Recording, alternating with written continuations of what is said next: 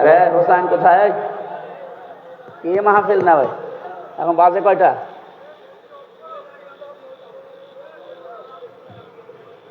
মানুষ ঘুমাবে তখন। নিয়ম বললাম পাল্টান, এসার পরে তুলে দেওয়া লাগবে মাহফিল নিলে, নাই তো মাহফিল আমার নেবেন না, শরীর নষ্ট হয়ে যাচ্ছে।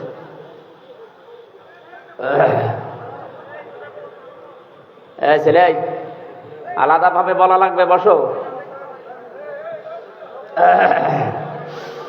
আউযু বিল্লাহি মিনাশ শাইতানির রাজীম। বিসমিল্লাহির রহমানির রহিম।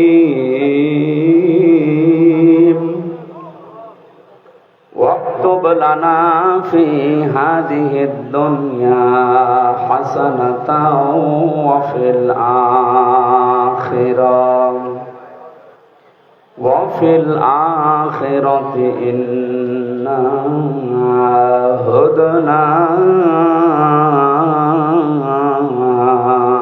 إليك قال عذابي أصيب به من أشاء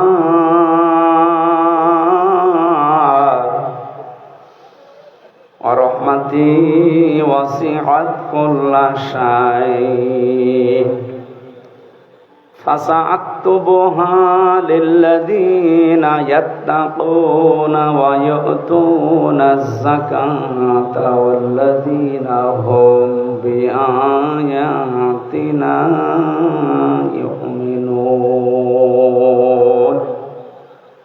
صدقت يا ربنا. عن أبي هريرة رضي الله تعالى عنه قال قال النبي صلى الله عليه وسلم اتقي دعوة المظلوم فإنها ليس بينه وبين الله حجاب. رواه مسلم. وما زادهم إلا إيمانا وتسليما. اللهم صل على محمد وآله وصحبه وبارك وسلم. আলহামদুলিল্লাহ। নরসিংদী জেলার রায়পুরা থানার অন্তর্গত বীর মুক্তিযোদ্ধা জনাব মোহাম্মদ শামসুদ্দিন সাহেব, আলহাজ আলাউদ্দিন সাহেব, আলোচনা যারা রাখলেন মাওলানা হুসাইন আহমেদ মাহফুজ, মাওলানা মুফতি ইব্রাহিম খলিল, আলহাজ মাওলানা মুখতার হুসাইন, প্রধান অতিথি বিশিষ্ট আইনজীবী জনাব মোহাম্মদ জালালউদ্দিন, সম্মানিত উদ্বোধক জনাব ফরহাদ হোসেন চানমিয়া খান। এই মাহফিলে আর অনেকের নাম দেখতে পাচ্ছি, একটা একটা করে নাম বললে দোয়া করলে অনেক সময় লেগে যাবে। ওরা ফানা লাকা যিকরাক। আল্লাহ এদের মর্যাদা, সম্মান, ঈমান এবং আমল দেখে যেন বাড়িয়ে দেন। আপনাদের আমিন বলা শুনে বোঝা যাচ্ছে যে এনার অবস্থা ভালো না।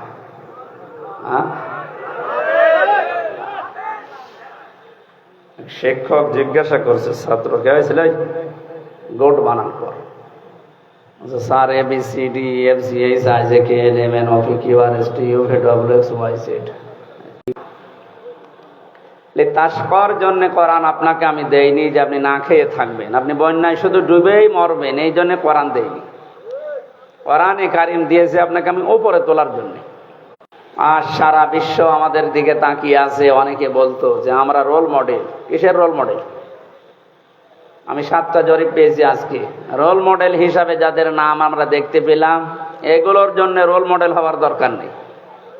বাংলাদেশ পৃথিবীতে আয়না ঘরের জন্য রোল মডেল। একটা কথা হলো, হ্যাঁ, আজকে ব্রিগেডিয়ার আমান আজমি যে কথাগুলো জানিয়েছে লাইভ করে, আমানের বউ আপনাকে মাফ করবে না। কোথায় পৌঁছিয়েছিলেন আপনার বিবেকের কাছে প্রশ্ন করেন। এগুলো জানার পরেও যদি কোনো মানুষ জালেমের পক্ষে স্ট্যাটাস দেয়, শয়তান এগুলো শোনে আর চিন্তা করে, আল্লাহ তুমি আমাকে শয়তান বানিয়েছো। এটা তো ট্রাক্টর, আমার চাইতে বড় শয়তান। জালেমের পক্ষে বিপক্ষে কথা কেন বলি? কারণ যারা জালেম এই মানুষগুলোর বিপক্ষে কিয়ামতের দিন আল্লাহ নিজে দাঁড়াবে।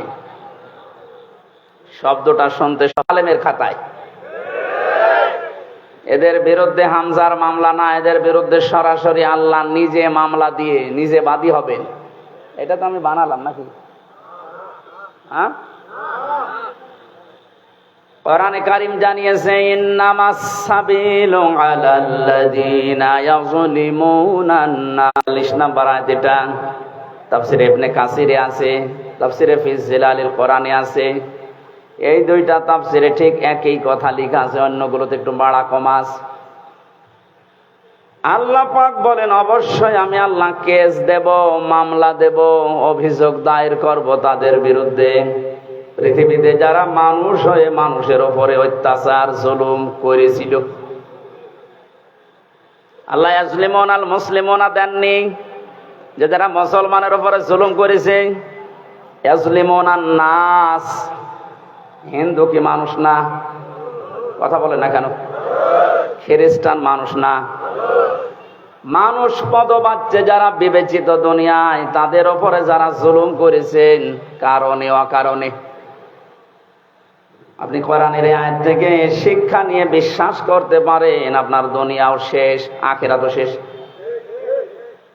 কারণ জালেমদেরকে ক্ষমা করে দিলেও, জালেমদের জন্য দোয়া করলেও আল্লাহ নিজে জানিয়েছেন যে কবুল হবে না। আল্লাহু লা ইয়াহদিল কওমাস সালিমিন। কোরআনে বহু জায়গায় আয়াতটা আমি পেয়েছি। আল্লাহ বলেন আমি জালেমদেরকে পথ দেখাই না, হেদায়েত দেই না, দেবও না। কারণ আমি এমন জায়গায় ছিলাম, ওখানে টাকার অভাব ছিল না। আকিস গ্রুপে বাংলাদেশে যদি 3 জন ধনী থাকে, তার ভেতরে তারা একজন। যেহেতু কোনো সলিমদ্দি গলিমদ্দি সব চাইতে বড় মসজিদের ইমাম পর্যন্ত পালিয়েছে। যে দেশের কেন্দ্রীয় মসজিদের ইমাম পর্যন্ত পালিয়ে যায়, বাকিগুলো আর বলার অবকাশ রাখে না আমরা করব কি। আর গোপনে গোপনে বলে যে কি করব, এই কয়দিনে হুজুর সেড়ি পাছাড়া পেয়ে যাবে, আর কিছুদিন থাক। জালেমরা যখন ক্ষমতায় থাকে, চেয়ারে থাকে, মহিন সূরা আলে ইমরানে আছে। জালেমরা ধারণা করে, মনে মনে করে আমাদেরকে আল্লাহ কল্যাণ করেন, ভালোবাসেন, মহব্বত করেন, এই জন্যই আমাদেরকে হবে। এদেশে কেউ কল্পনাও করে নাই। এগুলো শুধু ছাত্র না, আবাবিল পাখি যেমন আল্লাহ পাঠিয়েছিলেন, আমার মনে হয় এদের ভেতরে এরকম শক্তি আল্লাহ ভর করিয়ে দিয়েছে। এদেশে যদি কিচ্ছু না হয়, কালামানিকের যা হয়েছে, জীবন আমার ধন্য হয়ে গেছে। এত অপমান একজন বিচারপতি হতে পারে, অথচগুলোর কারণে হয়নি, যাদের কারণে হয়েছে এদেরকে যেন ছাড় দেওয়া না হয়। বিশেষ করে কাউন্টার টেররিজম বানিয়ে বাংলাদেশকে বিশ্বের দরবারে জঙ্গি আছে এই দেশে এই ধোয়া তুলে বহু মানুষকে বিনা অপরাধে গুম করে রেখেছিল। হুম ইউদিল্লু ইবাদাকা ওয়ালা ইয়ালিদু ইল্লা ফাজিরান কাফফারা। হযরত নূহ একেবারে অতিষ্ঠ হয়ে শেষ পর্যন্ত বলেছিলেন, মাবুদ নাই, মুখ দিয়ে কথা বের হয় না, নৌকা বলতে গেলে হৌকা বলে ফেলে। অথচ ওর চরিত্র কত খারাপ, কালকে মানুষ এই কোর্টে নেওয়ার সময় অনেকগুলো দেখিয়েছে। এ মুরব্বী মানুষ, শরীর চলে না, প্রতিবন্ধী শুনলাম, দবাই করার জন্য বিদ্রোহ করে। এই 5 তারিখের পর থেকে এই 3 তারিখ পর্যন্ত, যেটা 7-8 বার হয়ে গেল। সংখ্যালঘু নাম দিয়ে হিন্দুদের দিয়ে চালিয়েছিল, কিন্তু হালে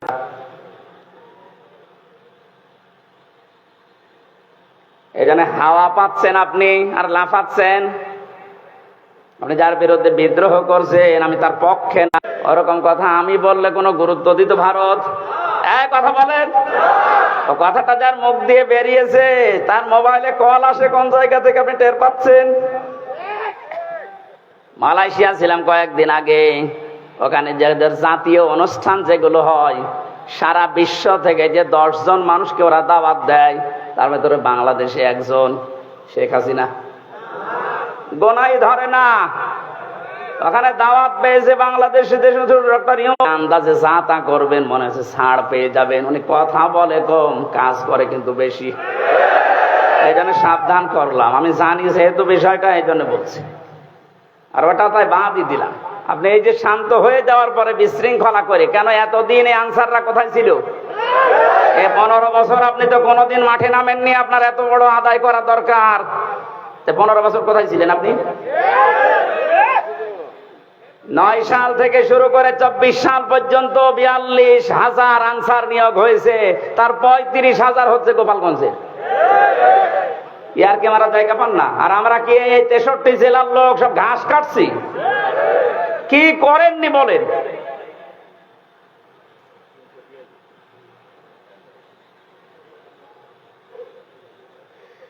আমি বললাম না আল্লাহ এমনিতেই ধরেনি।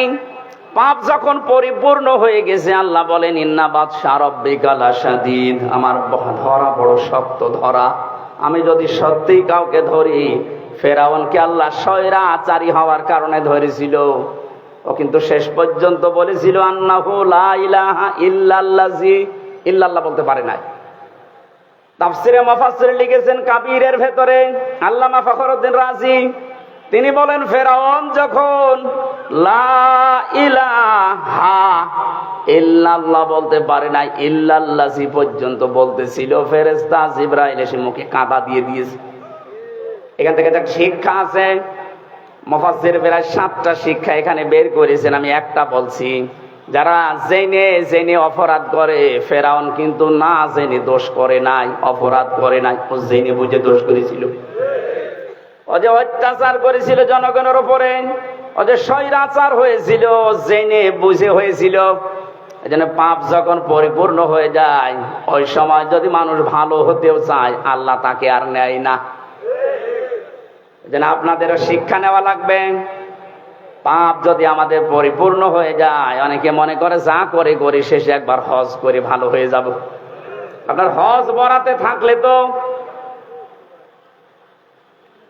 এমন ভাবে আল্লাহ ধরবেন, চোখের পলক পড়ানোর সময় দেবেন না। আলা তাহসাবান্নাল্লাহা গাফিলান ইন্নামা ইউআখিরুহুম লিয়াউমিন তাশখাসু ফীহিল আবসার। সূরা ইব্রাহিমের 42 নম্বর আয়াতে আছে, আল্লাহ পাক বলেন নবী আপনি কি মনে করেন যে জালেমদের সম্পর্কে আমি কোনো খোঁজ রাখি না? ভালো করে শোনেন, এ পৃথিবীতে সবচাইতে বেশি তীক্ষ্ণ নজর আমি আল্লাহর জালেমদের প্রতি। কাদের প্রতি? এই জন্য জালেম যেন হয়ে না যায়। ইত্তাকি দাওয়াতাল মাজলুম, নবীজি বারবার কথা জানিয়েছেন উম্মতেরা আর যাই করো, মজলুমের বরদোয়া থেকে নিজেকে বাঁচিয়ে রাখবা। ফাইন্নাহা লাইসা বাইনাহু ওয়া বাইনাল্লাহি হিজাব, কারণ মজলুমের বরদোয়ায় আর আল্লাহর ভেতরে কোনো হেজাব পর্দা থাকে না, সরাসরি কবুল হয়ে যায়। মাটির নিচে যখন আমার চোখ কালো কাপড় দিয়ে বেঁধে, হাত পেছনে হ্যান্ডকাপ দিয়ে বেঁধে রেখে, পায়ে ডান্ডা বেড়ে দিয়ে, মাথায় দড়ি দিয়ে 11 ঘন্টা টাঙিয়েছিল, এত অসহায় মনে হচ্ছিল মাটির ওই নিচের ঘরে। যেহেতু আসি নিজেই মজলুম অবস্থায়, অসহায়, মন থেকে বলেছিলাম আল্লাহ যা যা করছে, ছোট মানুষ আমার সাথে যা করেছে বলার মতো না। রাত 12:30টার সময় আমারে নিয়ে গেছে হাতের ছিলে, 2 পাশের রাস্তা ব্লক করে দিয়ে পুরা উলঙ্গ করে, এক টুকরা কাপড় আমার শরীরে রাখে নাই। একটা সিগারেট আমার হাতে ধরিয়ে দিয়ে একটা উলঙ্গ অর্ধ উলঙ্গ মেয়ে লোক কোথা থেকে যেন নিয়ে আসলো, পাশে দাঁড় করিয়ে দিয়ে ছবি তুলছে, বলছে এটা কালকে ছেড়ে দেব, মানুষ জানবে যে পিসকে হুজুর কেমন। বলছে হামজা ভাই, আমি যেহেতু ছোট মানুষ ওদের তুলনায়, মেয়েটা আমার পাশে দাঁড়িয়েছে, ওর মাথা পর্যন্ত আমি না, এত লম্বা মেয়ে মানুষ। যতগুলো এসআই ছবি তুলছিল অট্ট হাসিতে সব ফেটে পড়ছে।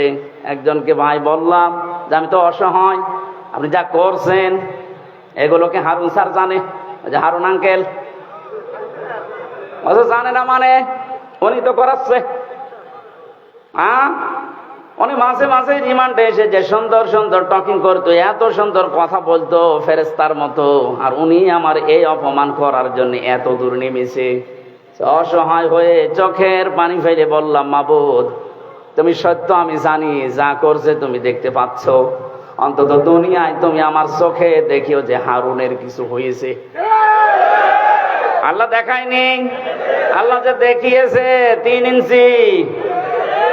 কথা বলে না, মহিলারা পর্যন্ত এখন 3 ইঞ্চি, সব মুখে সিকিউরিটি গেছে, কোথায় নামিয়েছে আল্লাহ দেখেন।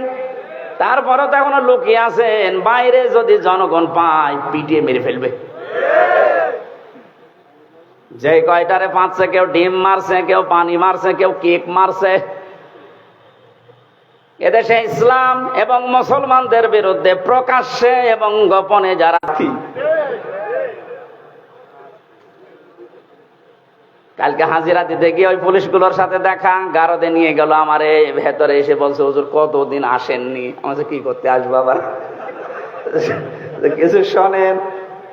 আপনার কুষ্টিয়ারে যে নুমিয়া, ওরা আমরা এত সিকিউরিটি দিয়ে ভালোভাবে নিয়ে যাচ্ছিলাম, কোন দিক থেকে লাল পোশাক পরা একজন এসে মারলো লাথি, কিচ্ছু করার নেই, ধর ধর করতে করতে পালিয়ে গেছে। দেখতে আর একজন লাথি মারার জন্য আসতেছে।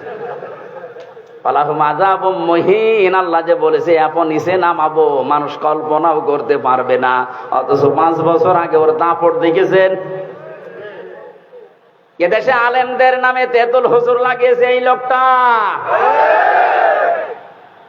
হাজার হাজার আলেমের উস্তাদ যে লোকটা, আল্লামা শাহ আহমেদ শফি রহমতুল্লাহ আলাইহি, জিন্দা ওয়ালি ছিল। হাসাম্বারে যারাই অপমান করবে তাদেরকে এত নিচে নামাবে, পৃথিবী অবাক হয়ে দেখবে যে হচ্ছে কি। এটার যে বাস্তব প্রমাণ, মানে ইনুকে দেখলাম আর এই কালামানিককে দেখলাম।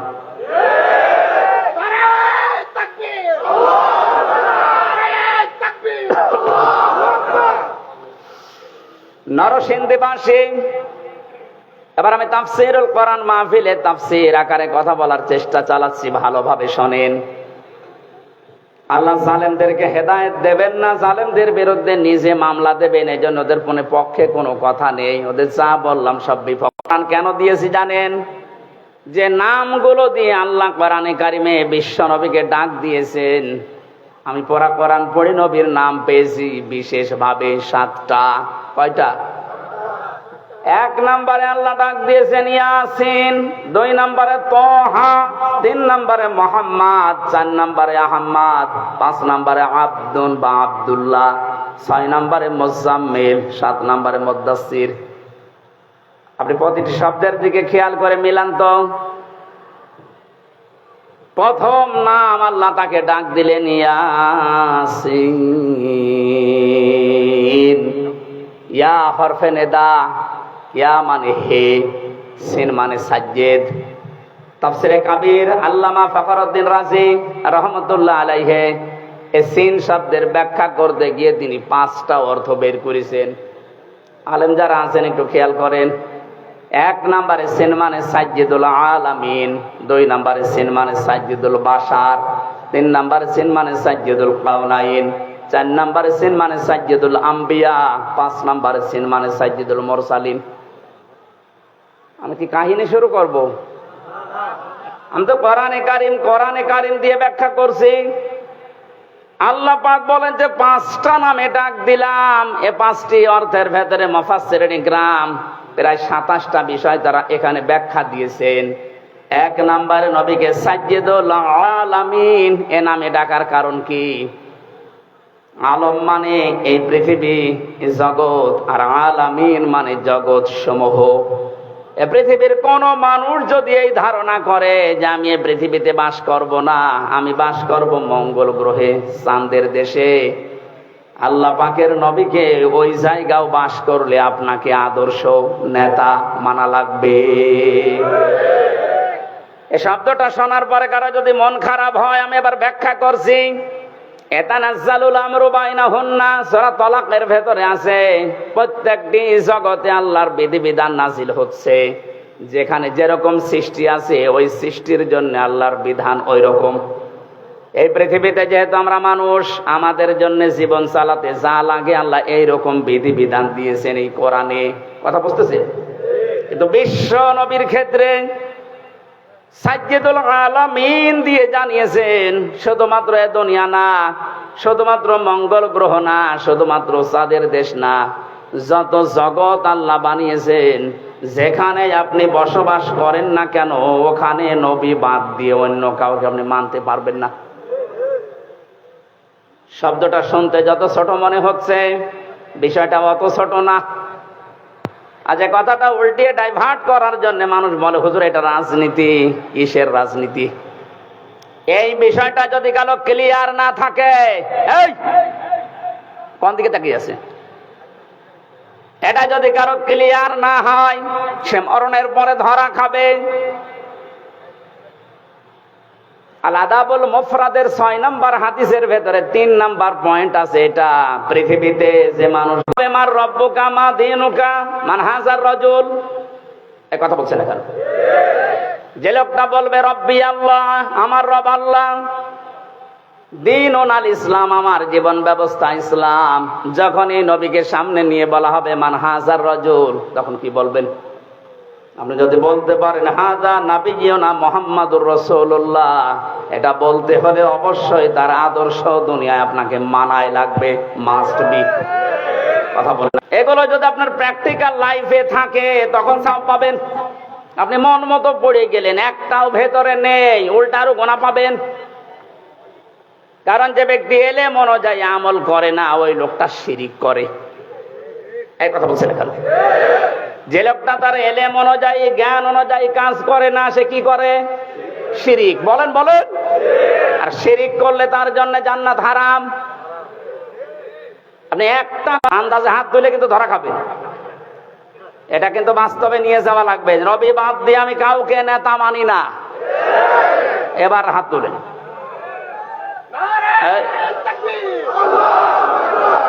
আপনি হাত নামান, আপনার দরকার নেই। আপনি মানতে পারবেন না আমি জানি, আপনি এতটুকু দুইছেন। আমি আপনাকে বাঁচার জন্য বলছি ভাই, আমি খেলা করার জন্য এখানে বসে নেই। এটা যদি দুনিয়ার সাথে শুধু শেষ হয়ে যেত, এই যে কোরআন শরীফ আমার সামনে, জীবনেও বলতাম না। এর সম্পর্ক রিলেটেড সব আখিরাতের সাথে। কারণ মানুষকে আল্লাহ মরণের পরে যখন বিচার করার জন্য তুলবেন, এক একজন ফারদার, হে নবী আপনি জানিয়ে দেন কিয়ামতে প্রতিটি মানুষকে আমার সামনে আমি দাঁড় করাবো বিচার করার জন্য, স্রেফ একা একা। কয়জন করি? বলেন বলেন। নরসিংদীবাসী কোরআনে আয়াত শোনার পরে নিজের প্র্যাকটিক্যালটা একটু মিলান তো। আমি সহ যারা এখানে বসে আছি কিয়ামতে কিন্তু প্রতিটি মানুষকে আল্লাহ তার নিজের সামনে দাঁড় করাবেন, কেউ থাকবে না, স্রেফ একা একা। মাঝে মাঝে একা থাকুন থাকি ভাবি আল্লাহ তুমি যদি বলো হামজা 2024 সালের আগস্ট মাসের 31 তারিখ পর্যন্ত বিচারের যে সিস্টেম গুলো, ধাপ গুলো আমি কোরআনে পেয়েছি, আল্লাহর বিচারে কোনো অবিচার বলতে কিছু নেই। এটা মানেন তো? আল্লাহর বিচারে কোনো অবিচার, বলেন বলেন। আল্লাহর বিচারে ন্যায় বিচার যদি উনি করেন কেউ জান্নাত পাবে না। করছিলাম 6ষ্ঠ চক্কর একটা দোয়া আমার মনে এসেছে, আল্লাহুম্মা ইন্না আলাইয়া হুকুকান ফিমা বাইনি ওয়া বাইনিকা। আল্লাহর কাছে বলা হচ্ছে রব্বুল আলামিন কাবা আমার সামনে, আমি তোমার গোলাম, তুমি আমার মালিক। আমি গোলাম হিসাবে তুমি আমাকে বহু কিছু দিয়েছো, নেই থেকে তুমি আমারে হামজা বানিয়েছো, কিন্তু তুমি আমার মালিক হিসাবে আমি গোলামের কাছে, আমি দাসের কাছে তো তুমি অনেক কিছু পাবে, আমি তো কিছুই দিতে পারলাম না। একটা রাস্তা আমার খোলা আছে, আল্লাহ তুমি এই কাবার সামনে নিয়ে বলছি দয়া করে আমারে মাফ করে দাও। ও নরসিংদীবাসী, হিসাব শুধু নাম শুনেছি জীবনে, কোনদিন আব্দুল্লাহ, ওখানে প্রধান বিচারপতি হযরতে আলীর সন্তান হোসাইনও পড়ে, বারবার কলম ফেলে দিচ্ছে, ডাক দিয়ে বলে আব্দুল্লাহ তুলে দাও তুলে দাও তুলে দাও। তিনবার বলার পর ওনার কাছে রাগ হয়ে বলে, হোসাইন তুমি বারবার কলম ফেলে দাও, আমারে তুলতে বলো, আমি কি তোমার খাদেম চাকর নাকি? হযরত হোসাইন মুশফসকে বলেই ফেলেছেন যে তুমি শুধু চাকর না, তুমি চাকরের বাচ্চা চাকর। ছোট মানুষ তো বোঝে নাই কথার অর্থ। তুমি আমার সন্তানটাকে চাকরের বাচ্চা চাকর বলে গালি দিয়েছো, খাদেমের বাচ্চা বলে। হযরত হোসাইন বললেন, হ্যাঁ, কেন বললে? হযরত হোসাইন বলে, খলিফা বুকে হাত দিয়ে বলেন তো, আপনি কি আমার নানার খাদেম ছিলেন না?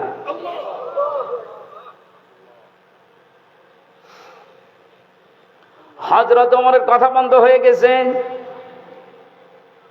ডাক দিয়ে বলে, হোসাইন, হ্যাঁ, আমি তো এভাবে ভাবিনি, আমি তো খাদেমই ছিলাম। কিন্তু তুমি কি এই কথাটা লিখে দিতে পারবা?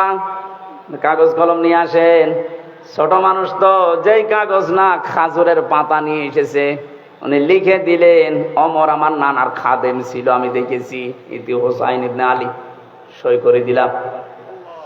কাগজটা হাতে নিয়ে হযরত ওমর চুমা খেলেন। ডাক দিয়ে বলেন, নবীর সাহাবীরা, বিচার হয়ে গেছে। হযরত হোসাইন তো ছোট মানুষ, বলে, আব্বা বিচারই শুরু করলে না, কি করে হয়ে গেল? হযরত ওমর বলে, সন্তান আমার, যে বিচার করেছে এটা দুনিয়া না আখিরাতেও কাজে লাগবে। আমি যখন মারা যাব, এই কাগজটা আমার কাফনের ভেতরে দিয়ে দিও। ময়দানে মাহশারে আল্লাহ যখন আমাকে তুলবে স্রেফ একা একা, জীবনে কিছুই যদি আল্লাহর ভালো না লাগে, ওনার কাছে যদি পছন্দ না হয়, এই কাগজটা তুলে দেখাবো, মাবুদ তাকাও এদিকে, দেখো তোমার নবীর নাতি লিখে দিয়েছি আমি নবীর খাদেম ছিলাম। এই ওসিলা হলো আজকে তুমি আমার মাফ করে দাও।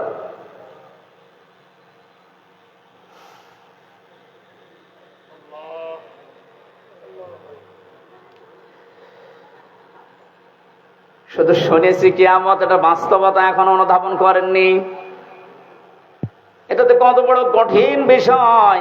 বিশ্ব নবী নিজে প্রতিদিন 100 বার করে বলতেন, আল্লাহ তুমি আর চাই করো, আমার হিসাবটা তুমি সহজ করে দিও।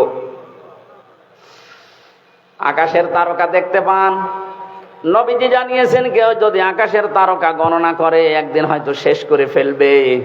কিন্তু হযরত ওমর 26 বছর বয়সে মুসলমান হয়ে কয়েক বছরে যত নেকির কাজের আঞ্জাম দিয়েছে, কিয়ামত পর্যন্ত কেউ যদি হযরত ওমরের নেকি গণনা করে কোনোদিন শেষ হবে না। এ দুনিয়াতে জান্নাতের গ্যারান্টি পেয়েছে জীবিত অবস্থায়। আমরা কোথায় আছি? কোরআনে কারীম জানাচ্ছে, এদিকে তাকান, ভ্যান যাচ্ছে। যাতে ভ্যান দেখেননি, মাহফিলের পরে আমি 10 মিনিট সময় দেব, ভ্যান দেখে বাড়ি যাবেন। কি বলবো তো, আমি একটা গুরুত্বপূর্ণ বিষয় আপনাকে আমি আহ্বান জানাচ্ছি, আর আপনি ওইদিকে ভ্যান দেখতে তাকিয়ে আছেন। আমার তো মনে হয় এই রাস্তা দিয়ে যদি এখন পরিমণি হেঁটে যায়, যে সব দৌড় দেবে। কোরআন জানাচ্ছে সূরা মারিজ, ওয়ালা ইয়াসআলু হামিমুন হামিমা ইয়াবাসসারুনহুম ইয়াওয়াদ্দুল মুজরিমু লাউ ইয়াফতাদি মিন আযাবি ইয়াউমিযিম বিবানি। আল্লাহ পাক বলেন, ওই কিয়ামতে যখন আমি কঠিন সালসালা অবস্থা পয়দা করব, দৃশ্য দেখে সন্তান লজ্জাস্থান লাগবে না, পেট ফেটেই বের হয়ে পড়ে যাবে। পাগলের মতো মানুষ ছোটাছুটি করতে থাকবে, বন্ধু বন্ধুর পরিচয় না দিয়ে পালাবে, অথচ একজন আর একজনের সাথে দেখা হবে তাও পরিচয় দেবে না। মানুষ নিজেকে বাঁচাতে এত ব্যতিব্যস্ত হয়ে পড়বে, শেষ পর্যন্ত নিজের আদরের সন্তানকে মুক্তিপণ হিসাবে দিতে চাইবে। বাংলার মুসলমানেরা, এটা যে বাস্তবতা কত কঠিন। আমি যখন জেলখানায় বসে বসে আয়াতগুলো পড়েছি, যে বিবানী সন্তানকে মানুষ নাকি মুক্তিপণ দিতে চাইবে, আমি নিজের সাথে মিলিয়ে দেখলাম না এই আয়াতটা মিলছে না আমার সাথে। তখন আমার মেয়েটা 1 বছর বয়স ছিল, এখন ওর 4 বছর। ফারিহা জান্নাত। মাঝে মাঝে ওর কথা কল্পনায় নিয়ে এসে ভাবতাম, আল্লাহ ওর প্রতি তুমি আমার ভালোবাসা মহব্বত এত বেশি পয়দা করে দিয়েছো। আল্লাহ রসুলের পরে পৃথিবীতে এখনো পর্যন্ত আমার এই ছোট মেয়েটা আমার কাছে আদরের। অথচ আল্লাহ বলছে কিয়ামতে ফারিহাকেও, হামজা আমাকে বলবে আল্লাহ দিয়ে দিলাম, আমাকে বাঁচাও, এটা বলবে।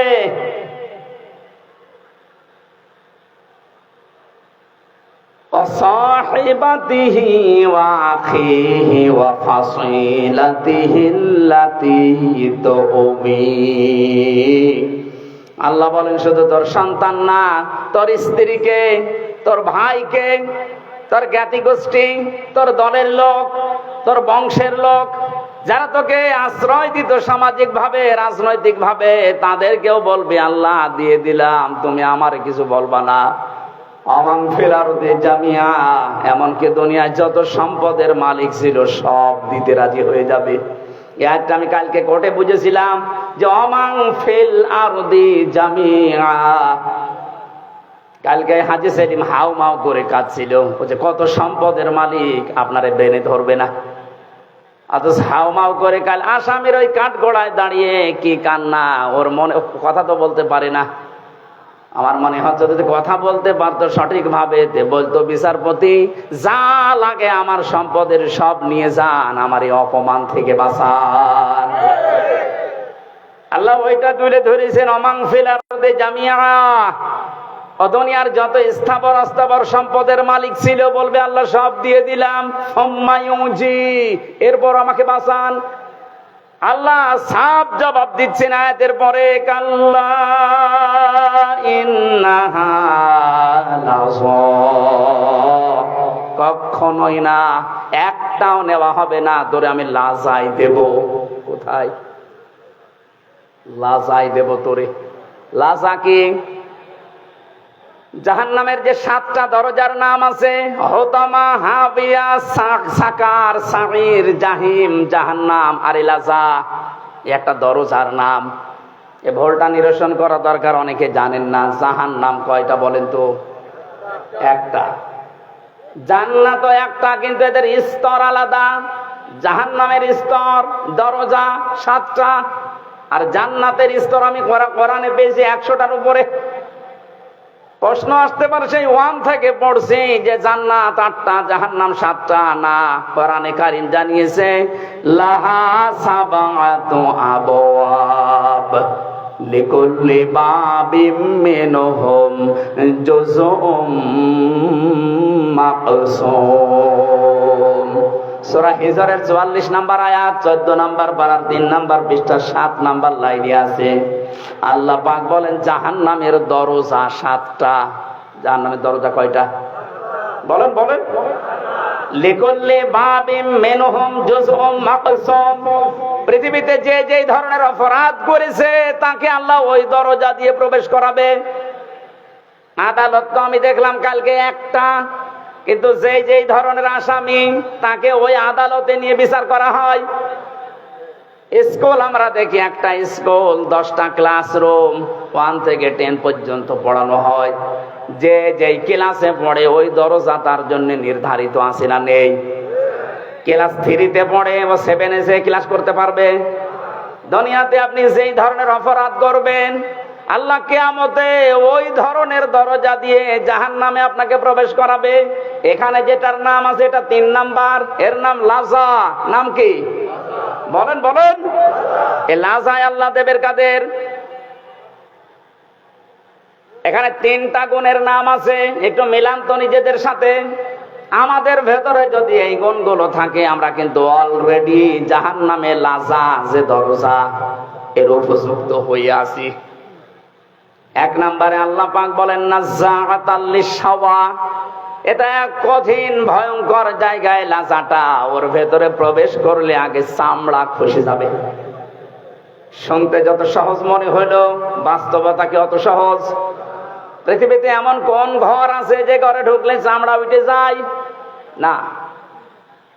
মাটির নিচে যেই কয়দিনই ছিলাম ওরা প্রতিদিন মাঝে মাঝে আসতো আমারে, বলতো হুজুর আমরা এই যে এইগুলো দিয়ে নখ তুলি আর এগুলো দিয়ে চোখ তুলি, রিমান্ডে যে শাস্তি দেওয়ার জিনিস আছে আমার দেখায় তো, আমি যেন ওদের ওই ভয়তে সব বলে দেই। ওরা যেগুলো মিথ্যা আমারে বলতে বলতো না, এগুলো এত মিথ্যা আমি বলতে পারবো না। যে বিষয়গুলো দেখিয়েছে, যতক্ষণ পর্যন্ত শরীরে টাচ না করেছে একটা জিনিস আমার শরীর থেকে খসে নাই। আল্লাহ বলেন এমন লাজায় আমি দেব, প্রবেশ করতে দেরি সঙ্গে সঙ্গে তো চামড়া সব খুলে যাবে।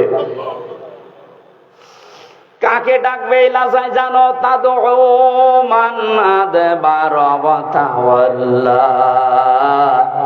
যে মানুষগুলো এই পৃথিবীর ময়দানে সত্যের দিকে আহ্বান করার পরও অ্যাবাউট টার্ন করে পেছন ফিরে মুখ ফিরিয়ে চলে গেছে, এ বাংলাদেশে এই চরিত্রের মানুষ বেশি। চোখে আঙ্গুল দিয়ে দেখানো হয় এটা সত্য পথ, এটা ন্যায়ের পথ, জানার পরেও অনেকে অ্যাবাউট টার্ন করে অহংকার করে মুখ ফিরিয়ে চলে যাচ্ছেন। এটা যে কত বড় অপরাধ। কোরআনে কারিমের সূরা আরাফ 14 নম্বর পারার 14 নম্বর পৃষ্ঠার 7 নম্বর লাইনে 40 নম্বর আয়াত আল্লাহ নাযিল করেছেন এই জন্যই, ইন্নাল্লাযীনা কাযযাবু বিআয়াতিনা ওয়াস্তাকবারু আনহা লা তুফাত্তাহু লাহুম আবওয়াবুস সামা ওয়া লা ইয়াদখুলুনাল জান্নাহ। নরসিংদীবাসী একটু খেয়াল করেন, নিশ্চয় যারা আল্লাহর আয়াতকে মিথ্যা প্রতিপন্ন করে, মিথ্যা মনে করে। আপনারা বলতে পারেন কয় আল্লাহর আয়াত তো মিথ্যা মনে করি না, মিথ্যা প্রতিপন্ন করি না, তে শোনার পর আপনি ঘাড় ঘুরিয়ে চলে যান কোন কারণে? এইটাই তো মিথ্যা প্রতিপন্ন করা। আস্তাকবারু আনহা, আল্লাহর আয়াত শোনার পরে অহংকার করে মুখ ফিরিয়ে চলে যাওয়ার সময় আবার টিটকারি মারতে মারতে যায়। এদেশে নেই? এই কথা বলেন না কেন? আছে। আপনি এখনই চার দোকানে যান, দেখেন কি গীবত হচ্ছে ওখানে। আল্লাহ পাক বলেন আস্তাকবারু আনহা, শুধু চলে গেলে তো হয় না, অহংকার করে যাওয়ার সময় মুখ ফিরিয়ে চলে যাচ্ছে। ওয়ালা ইয়াদখুলুনাল জান্নাহ, এ মানুষগুলোর জন্য আমি আল্লাহ জান্নাত বরাদ্দ করি নাই। ইয়াদখুলুনা মুজারে বর্তমান, ভবিষ্যৎ, প্রেজেন্ট, ফিউচার। এদের জন্য এখন এরা মারা গেলে জান্নাতে যাচ্ছে না, ভবিষ্যতেও যাবে না। আকাশের কোনো দরজা এদের জন্য খোলা নেই। আবওয়াব, বাবের বহুবচন আবওয়াব, একটা দরজাও খোলা থাকবে না, সব বন্ধ আপনার জন্য। কতদিন পর্যন্ত আপনি জান্নাতে যেতে পারবেন না? আল্লাহ একটা উদাহরণ সেট করেছেন, হাত্তা ইয়ালিজাল জামালু ফি সাম্মিল খিয়াত। যতদিন পর্যন্ত উটে সুসের ছিদ্র দিয়ে উট প্রবেশ করে যেতে না পারে, ততদিন আপনি জান্নাতে যেতে পারবেন না। এই উদাহরণটা আল্লাহ সেট করলেন কেন? কারণ বাস্তবে আমরা যেটা দিয়ে বুঝি ভালো, ওই উদাহরণ আল্লাহ ওই বিষয়ের আগে সেট করে দেয়। আমরা এটা বুঝলাম কোনদিন সুসের ওই ছিদ্র দিয়ে উট প্রবেশ করা সম্ভব? আরো জোরে বলেন। আল্লাহর কোরআন শোনার পরে যারা অহংকার করে মুখ ফিরিয়ে চলে যাচ্ছেন, জান্নাতে যাওয়া আপনার জন্য এইরকম অসম্ভব। ওয়াকাযালিকা নাজিজিল মুজরিমিন, আল্লাহ পাক বলেন জালেম মুজরিম যারা, পাপিষ্ঠ যারা, এদেরকে আমি এভাবেই শাস্তি দিতে থাকবো। লাহুম মিন জাহান্নামা মিহাদু ওয়া মিন ফাওকিহিম গাওয়াশ ওয়া কাযালিকা নাজজিজ যালিমিন। এই মানুষগুলোকে যখন কবরে রাখা হবে, সঙ্গে সঙ্গে আমি আল্লাহ জাহান্নামের চাদর ওর গায়ে পরিয়ে দেব, বিছানা বিছিয়ে দেব জাহান্নামের আগুনের বিছানা। আজ এই সমস্ত জালেমগুলো আল্লাহর আয়াত অস্বীকারী, অহংকার করে মুখ ফিরিয়ে চলে যায় যারা, এরা মারা যাওয়ার পরে দেখি ওপরে ফুলের স্তূপ পড়ে যায়। ওপরে আপনি ফুল যতই দেন, নিচে আল্লাহ আগুন লাগিয়ে দেবে। এই জন্য আমাদের সাবধান, আমরা যেন এই দুইটা আচরণ না করি। কোরআন শোনার পরে আবার টান করে চলে যাওয়া, অহংকার করা। 3 নম্বরে ওয়া জামাআ ফাআওয়া, আল্লাহ পাক বলেন দুনিয়ায় যারা মাল সম্পদ জমা করত আর সংরক্ষিত করার জন্য যারা চেষ্টা চালাতো, জালেমরা যা করেছিল হাত ছাড়া হয়ে যাবে কোনোদিন ভাবে নাই। কথা বলেন না কেন? ও সারা জীবন মনে করেছিল এটা স্থায়ী, এ কোনোদিন আমার হাত থেকে যাবে না। দুনিয়ার জীবনটা এরকম, আপনি কোনো কিছু স্থায়ী ভাবে রাখতে পারবেন না। আর পৃথিবীর নিয়মটা আল্লাহ এমন ভাবে বানিয়েছেন, কোন জিনিস যদি এক জায়গায় রাখেন দেখবেন নষ্ট হয়ে যাচ্ছে। লোহা যদি এক জায়গায় রাখেন, ব্যবহার না করেন, ঠিক থাকবে না জং ধরবে? এই কথা বলেন না কেন? আপনি পৃথিবীর সব জিনিস মেলাবেন, পানি যদি আপনি এক জায়গায় বেঁধে রাখেন ঠিক থাকবে না নষ্ট হয়ে যাবে? পচন ধরবে, দুর্গন্ধ তৈরি হবে, পোকামাকড় তৈরি হবে। আর ছেড়ে দেবেন, যত ছাড়বেন তত সুন্দর স্বচ্ছ নির্মল পানি আসতে থাকবে। এলেম যদি কেউ এক জায়গায় রাখে ওইটাও নষ্ট হয়ে যায়, জানা এলেম মানুষ ভুলে যায়। যত প্রচার করবেন, যত ওর উপরে কাজ করবেন, তত এলেম আল্লাহ আপনাকে বাড়িয়ে দেবে। টাকা পয়সা যদি কেউ এক জায়গায় রাখে ওইটাও নষ্ট হয়, শত্রু পয়দা হয়। যত ছাড়বেন ওই জায়গা আল্লাহ পূরণ করার জন্য উপর থেকে পাঠাতেই থাকবে, এইটাই নিয়ম। ক্ষমতাও তো আল্লাহ ওইভাবেই দিয়েছিলেন। আর আপনি ওইটাকে পেয়ে ইহসাবু আন্না মালাহু আখলাদা মনে করেছিলেন এই ক্ষমতা মনে হয় চিরস্থায়ী, আর কোনোদিন ছাড়া লাগবে না। পৃথিবীর কোনো কিছুই তো এক জায়গায় থাকে না, রাখলেও নষ্ট হয়ে যায়। ক্ষমতাও এক জায়গায় রেখেছিলেন, এমন ভাবে নষ্ট হয়েছে এখন নামও করতে পারছেন না। কিন্তু যদি মাঝে মাঝে পাল্টাতো তাহলে এত গরম হতো না। যারা সম্পদ যারা জমা করছেন এর হক আদায় করছেন না। আজকের তেলাওয়াতকৃত আয়াতে ওই 3টা পয়েন্টের উপরে আল্লাহ আলোচনা করছেন। আপনাদের কষ্ট হয়ে যাচ্ছে? আমি ইয়াসিন শব্দটা দিয়ে পর্যন্ত এক কায়দায় এসেছিলাম যে কিয়ামতে আল্লাহ প্রথম বিচারে ডাকবেন আপনাকে একা একা, দ্বিতীয় বিচারের সিস্টেমে আল্লাহ একা আর ডাকবেন না। ইয়াউমা নাদউ কুল্লা উনাসিম বিইমামিহিম। রব্বুল আলামিন বলেন কিয়ামতে দ্বিতীয় বিচারের সিস্টেমে ধাপে প্রতিটি মানুষকে আমি আল্লাহ ডাক দেব তার নেতার সাথে। একটু বসেন, এই বিষয়টা আগে ক্লিয়ার করি। কিয়ামতের প্রথম বিচারে আল্লাহ ডাকছেন আপনাকে একা ধাপে ধাপে, দ্বিতীয় ধাপে আপনাকে আর একা ডাকবে না, এবার ডাকবে আপনার নেতার সাথে।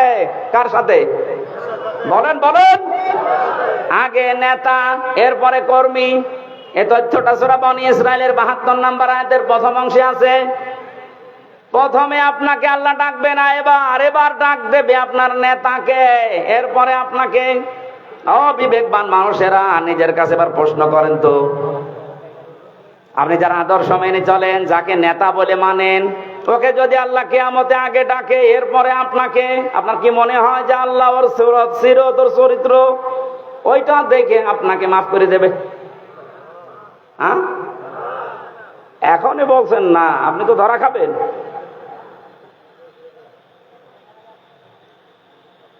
আপনি এই যে মানুষগুলোর দিকে তাকান, কত আগ্রহ নিয়ে এদিকে তাকিয়ে বলছেন না, কারণ আমি যারে মেনে চলি, যার আদর্শ মানি, ওকে আল্লাহ যদি আগে ডাকে আর আমাকে যদি পেছনে রাখে, ওর চেহারা দেখে আল্লাহর রাগ হয়ে যাবে। কথা বলেন না কেন? ওর চেহারা দেখে যদি আল্লাহর রাগ হয়ে যায় তো পেছনে আর তাকাবে না, ওরে যেখানে দেবে আপনারাও দেবে ওখানে। এই জন্যই বলছি আদর্শ ঠিক করা লাগবে এক্ষুনি। বাড়ি যেয়ে ঠিক করবেন না, এক্ষুনি সিদ্ধান্ত নিয়ে যান। ইয়াসিন বলে আল্লাহ যাকে ডাক দিলেন তাকে ছাড়া দুনিয়া আমি আর কাউকে আদর্শ মানি না। আমি জানি যারা ঠিক বলছেন এই কথার অর্থ বোঝেননি। এটা বাস্তবে যদি আপনি নিয়ে যেতে পারেন এ মাহফিল সাকসেস হবে। যে 7টা নামে ডাক দিয়েছেন রসুলকে, কোন অপমান কোন অপদস্থ না খেয়ে থাকবেন না, মায়ের খাবেন না, কেউ চোখ রাঙানি। যে কথাগুলো আল্লাহ জানিয়েছিলেন, তো মা আনজালনা আলাইকাল কুরআনা লিতাশকা, যে ব্যাখ্যাটা দিয়েছি অল্প সময়ে, আল্লাহ আমাদেরকে সহজ সরল ভাবে বুঝে মানার